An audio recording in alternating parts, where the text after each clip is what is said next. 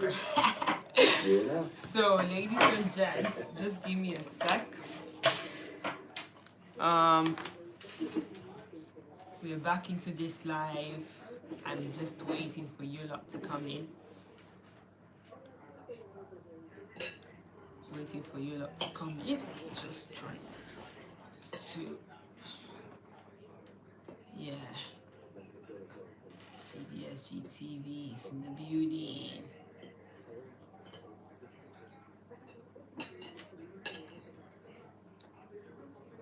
Yes, PDSG TV, we are in here in the building, and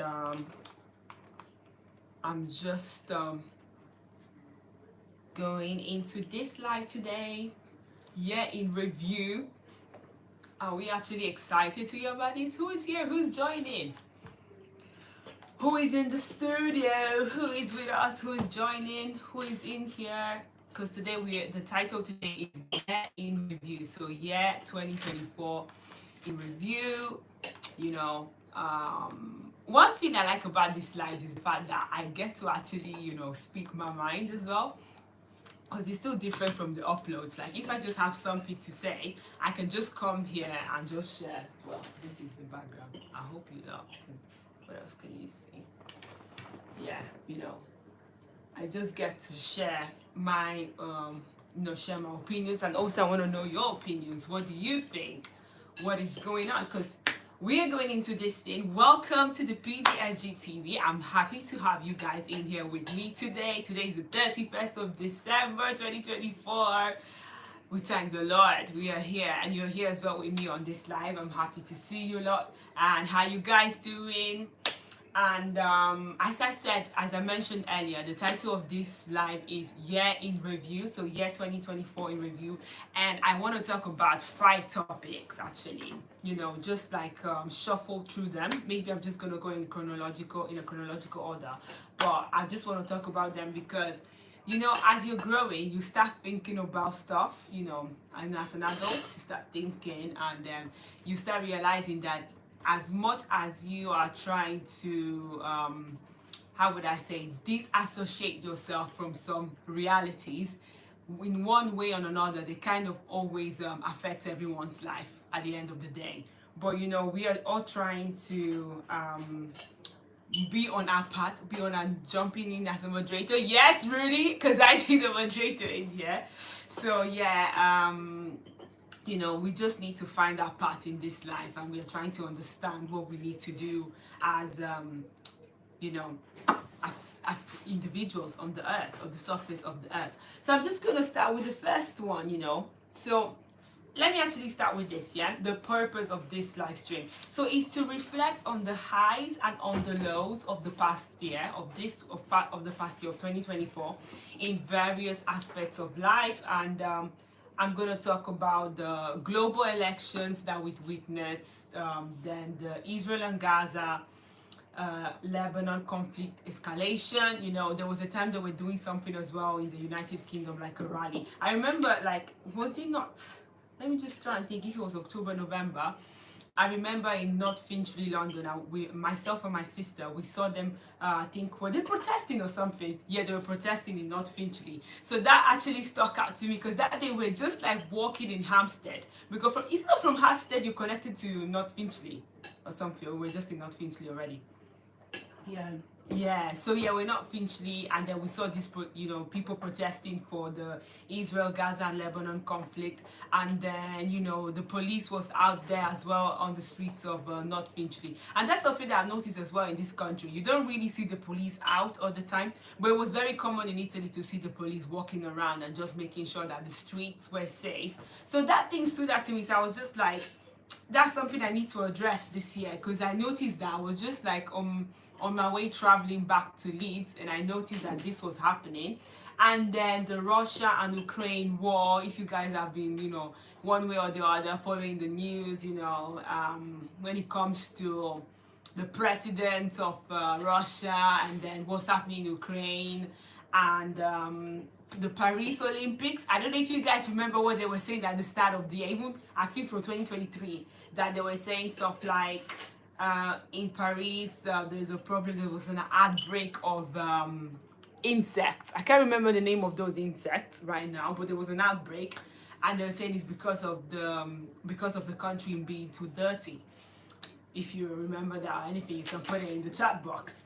And then also natural disasters. That's something that we're going to talk about. That would be like one of the last topics. Natural disasters, climate change, what's been happening, how does it affect us? And even you notice, even with the climate right now, it's so different because once upon a time,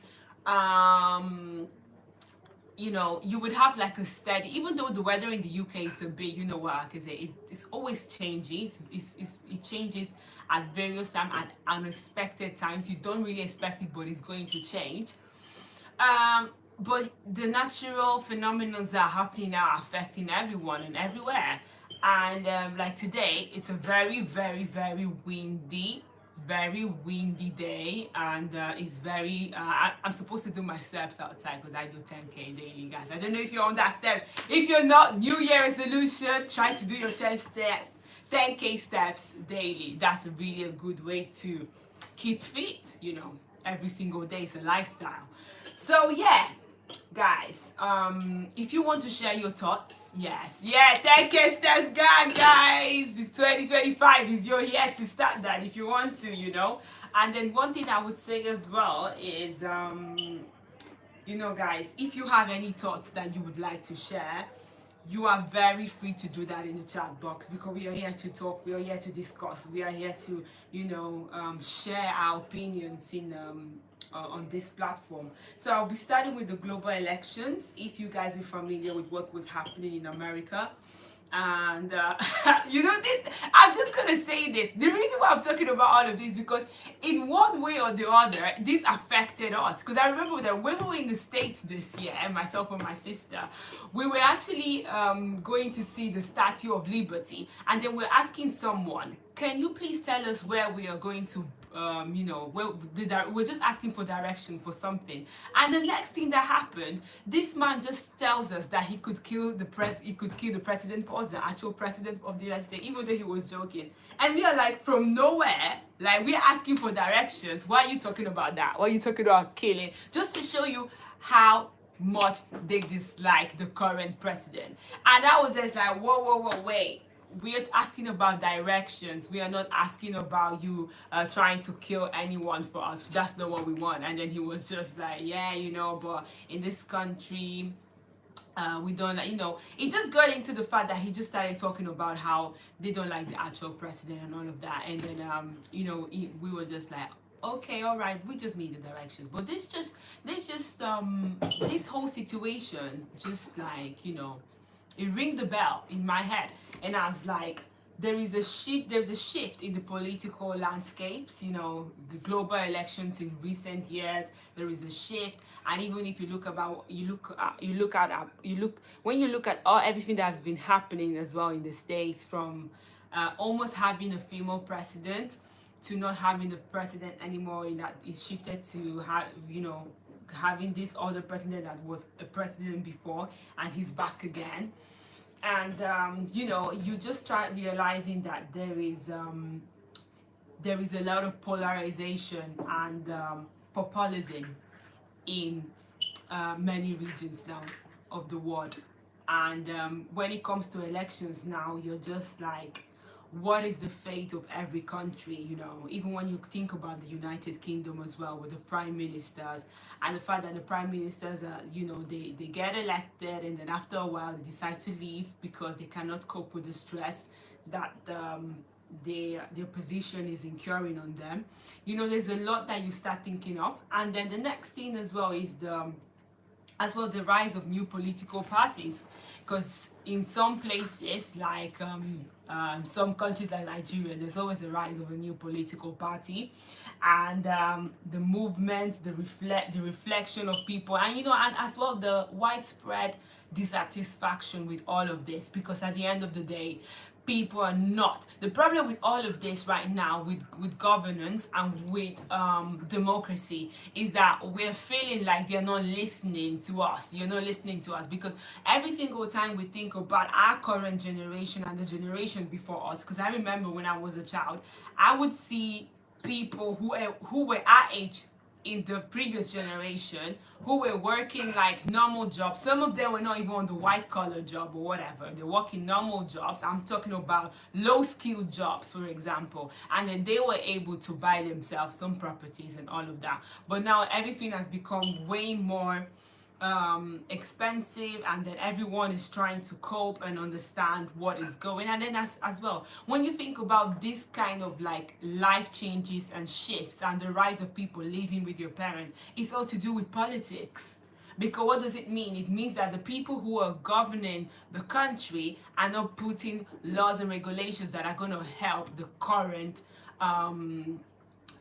generation. And then there's something that they say about generation, and I don't even want to accept what they're saying, but you see it, that's the thing.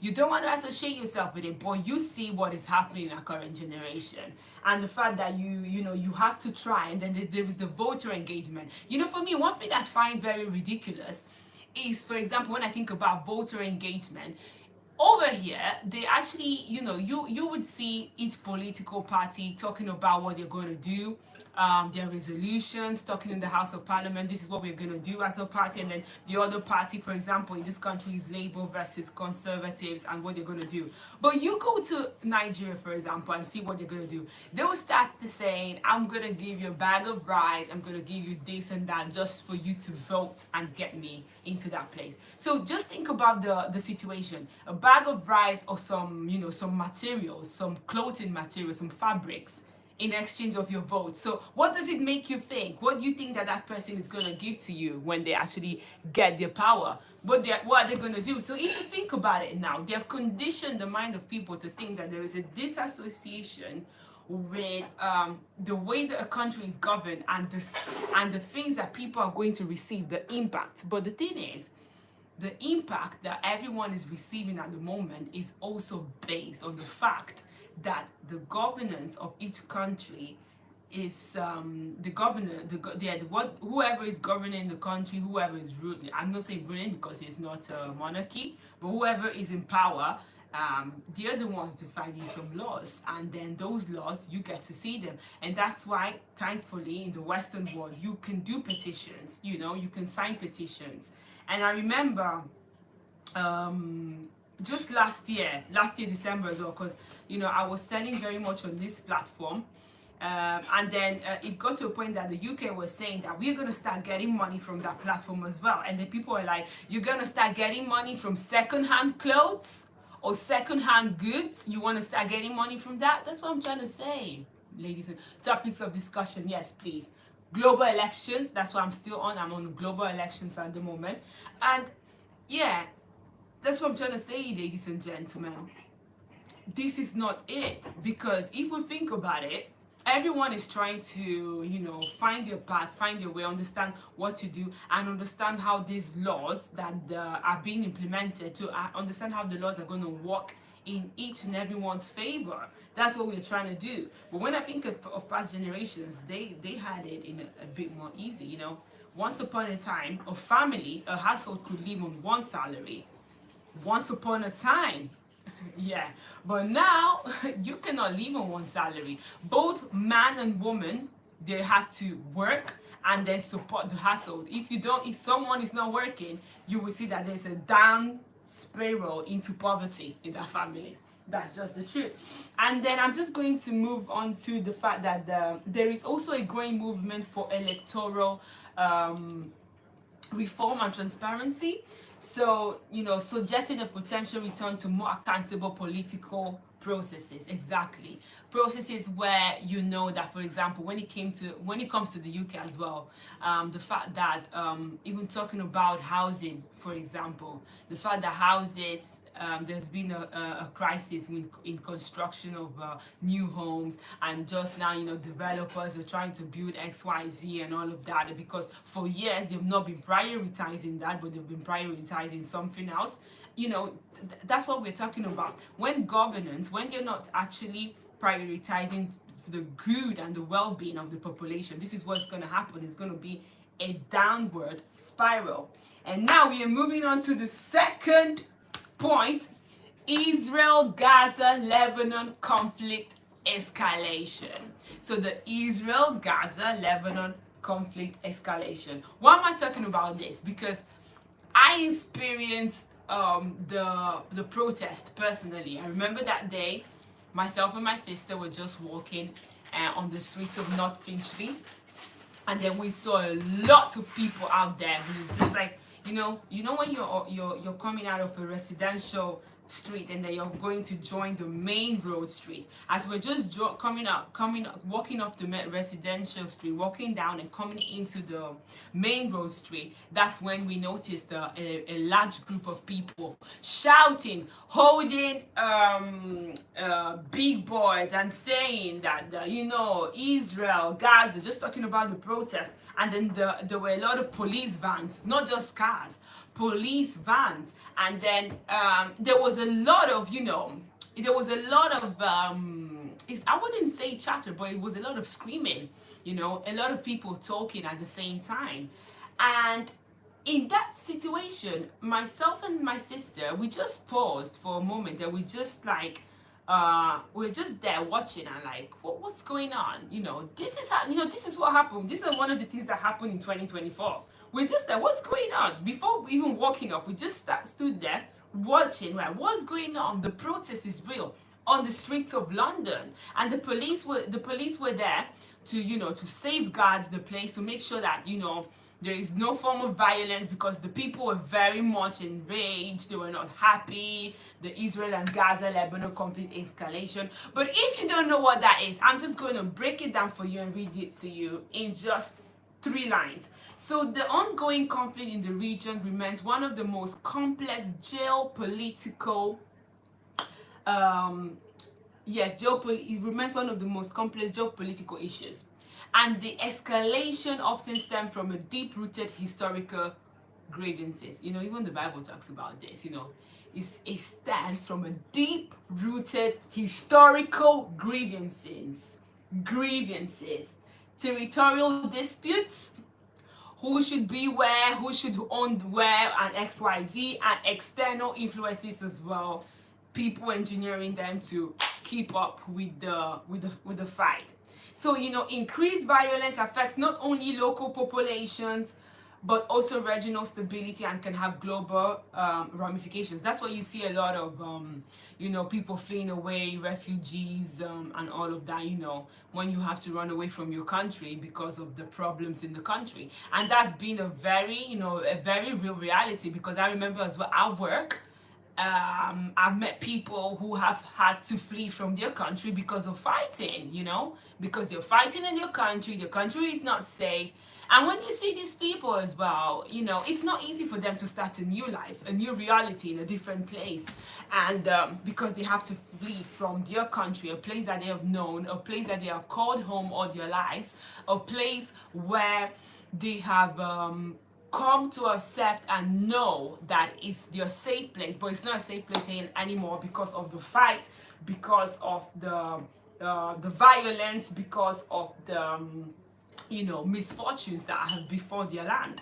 And the international community responses vary. That's the thing. You have countries that is giving them ammunition and weapons to keep up with the fight, and then they give them soldiers as well to keep up with the fight. Because the thing is, it's just so alarming, because you think about this, you're like, for how long is it sustainable for them to keep fighting like this? Is it until everyone is gone and dusted? Like, for how long is this sustainable? Because if you think about this in years to come, people will be exhausted. Like, you can't keep saying, oh, for the good of our country, I'm serving my country to go and fight in another place and then die as what?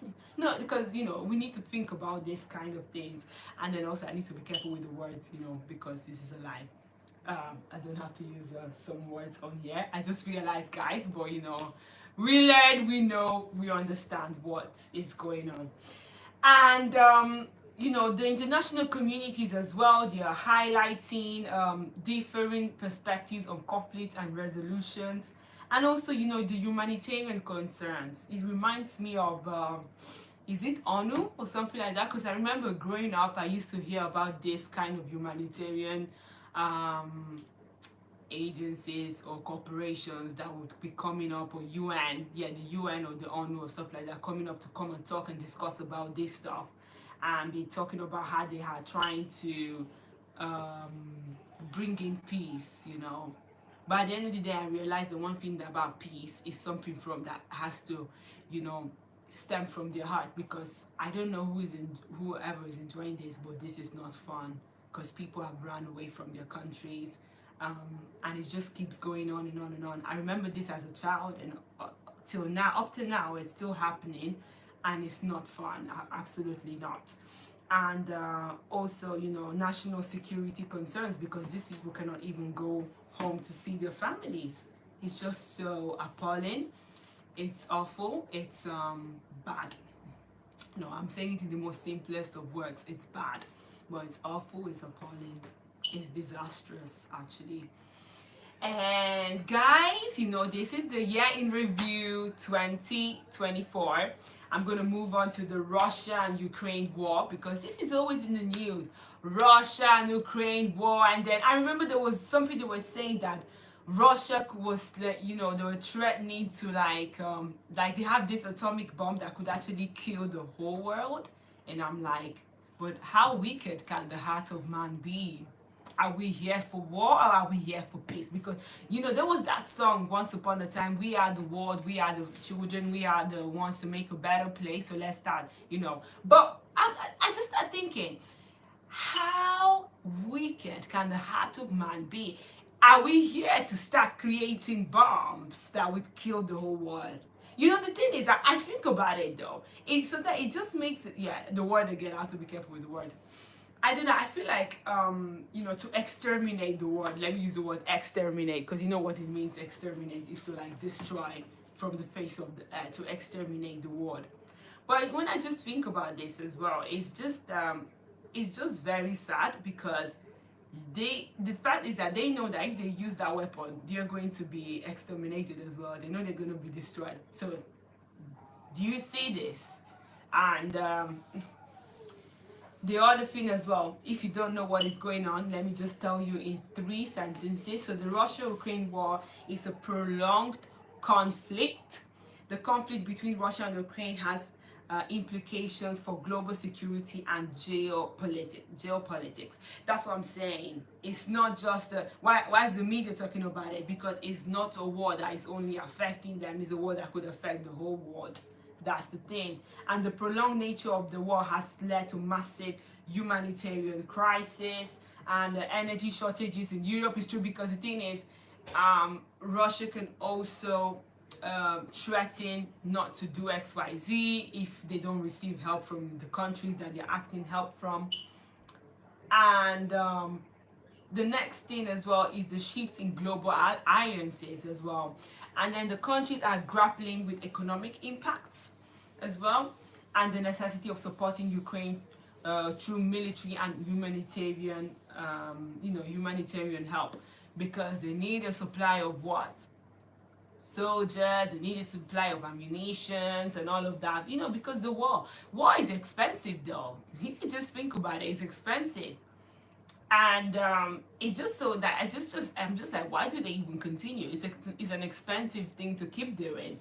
And also navigating their own domestic issues, driven by economic constraints, because at the end of the day, these two countries as well, they're not like so developed to the extent that they're like one of the power forces in the world. No, they have their own economical issues.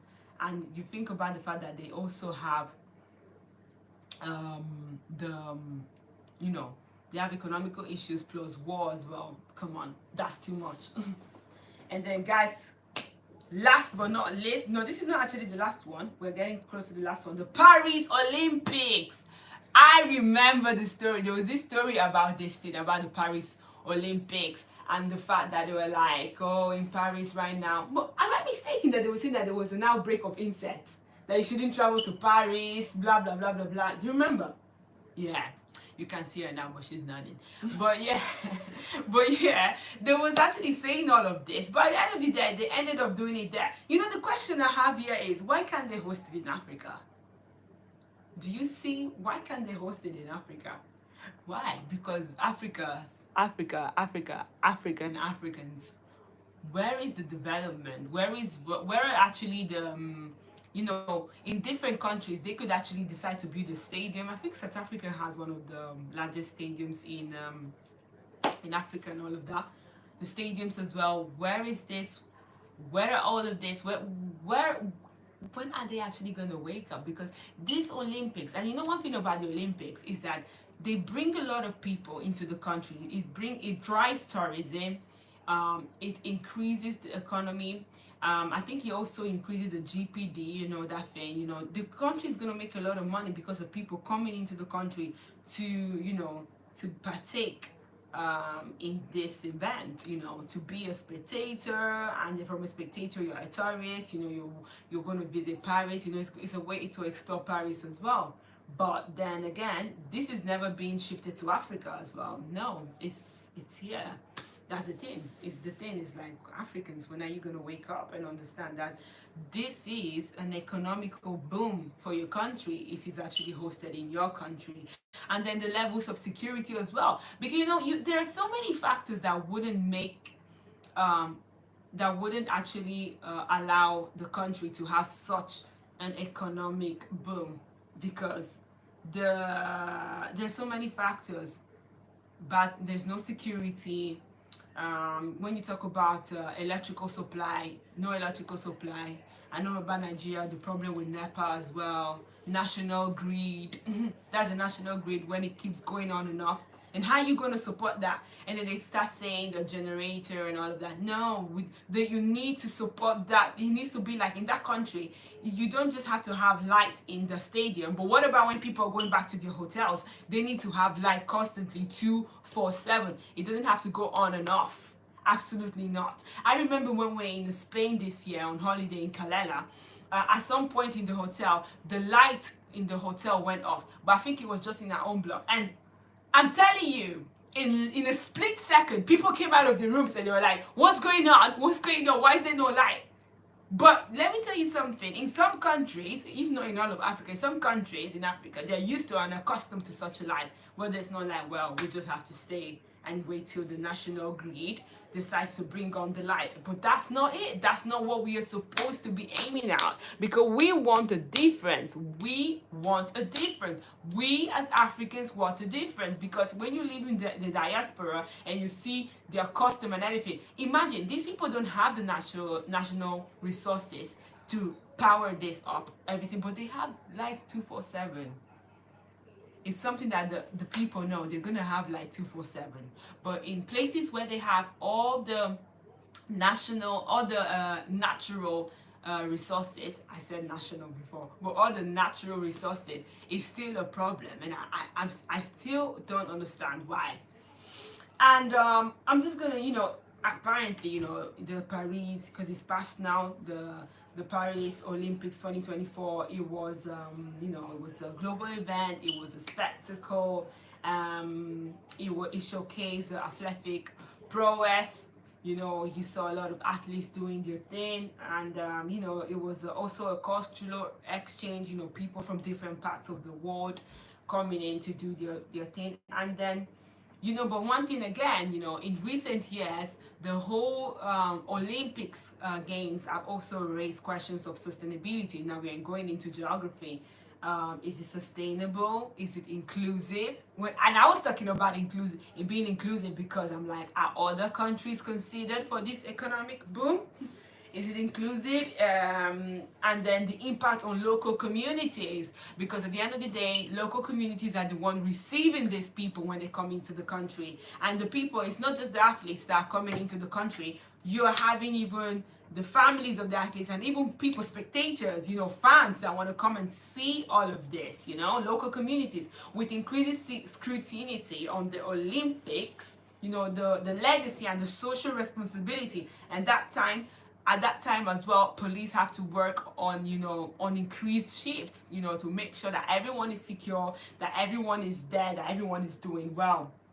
And also, they say that Paris may have set new standards in terms of environmental consciousness and athlete welfare. They said they may have set some new standards. If you want to know about those new standards, you go and check them yourself, or if you know any of them, you're very much welcome to put them in the chat box. And last but not least, we have the natural disasters. This is the last thing on the topic. So, the year in review.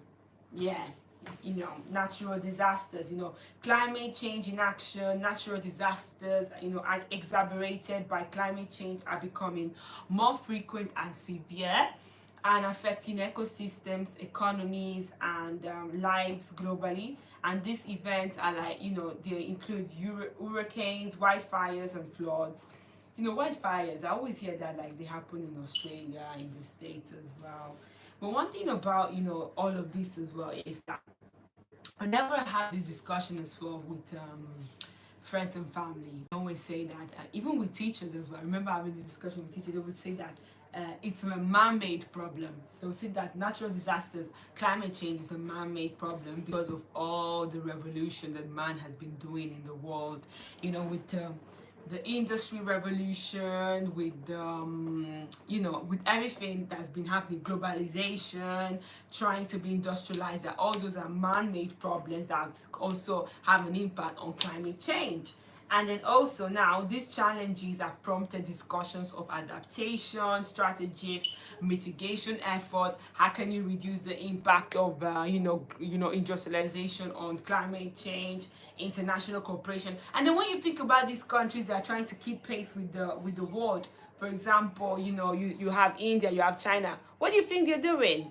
Because the factories are producing and releasing a lot of smog. But if these factories are not friendly, eco-friendly, ecosystem, eco-friendly, it's going to impact on the, on the climate. And that's when you're getting strange weathers. That's what's happening, strange weathers. Tell me why it's windy now. I don't know, because in in December, I don't remember December being this windy. But now it's windy, you are hearing like everywhere. You don't even think if you can leave the house now. It's just so crazy out there because of the global climate change. It's just changing. It's not making sense. That's what the global change, the global climate, the climate change is making everything weird. One time you have this, another time you have this. You have winds, you have extreme winds, then you have extreme cold, then you have fogginess, then you have this. It just keeps changing. It's not stable. Do you understand what I'm saying? It's not making it's not making sense. But now, what is the discussion? Discussion is, how do we mitigate these problems? What do we do? How can it be better? What system should we adopt? And the thing is, all of these things, the thing is, when you have an idea and it works, you're like, you don't think about the bad side. You're like, it's working now. Let's flow with the idea. It works. But now, the thing is, as someone who studied as well, science and engineering, you always have to think about the bad side. What is the bad side of what you're inventing? As an engineer, what is the bad side of, for example, if I'm designing something, what is the bad side of what I'm inventing? Is it going to be always good? You have to think about that. Emphasizing on the interconnectedness of global communities and in addressing climate problems. And then, guys, yes, that's just it, because that's one thing about me as well, because I'm very much interested in climate stuff. Even every single day I read the weather forecast. Someone has even asked me, like, what's the need of reading that in the UK? You can have anything at any time. I'm like, yeah, well, that's true, but I'm used to it. I like to know what the weather, what the weather forecast for the day or the week is going to be like. So, guys, I thank you so much for being here. It would be nice to know who's joining. This is the year in review 2024. We talked about global election, Israel, Gaza, and Lebanon, conflict escalation, Russia and Ukraine war, Paris Olympics, and natural disasters. I don't want to keep you any longer. Thank you so much for being here. I'm your host, Kelly. I'm one third of the PDSG TV. Thank you so much for joining. Tell a friend to tell a friend. Share this, with someone. Let's know what your thoughts are. You can always leave a comment so we can keep the discussion flowing, because it doesn't end with the video. We can keep this going. Thank you so much for being here, and Happy New Year to you guys. Bye.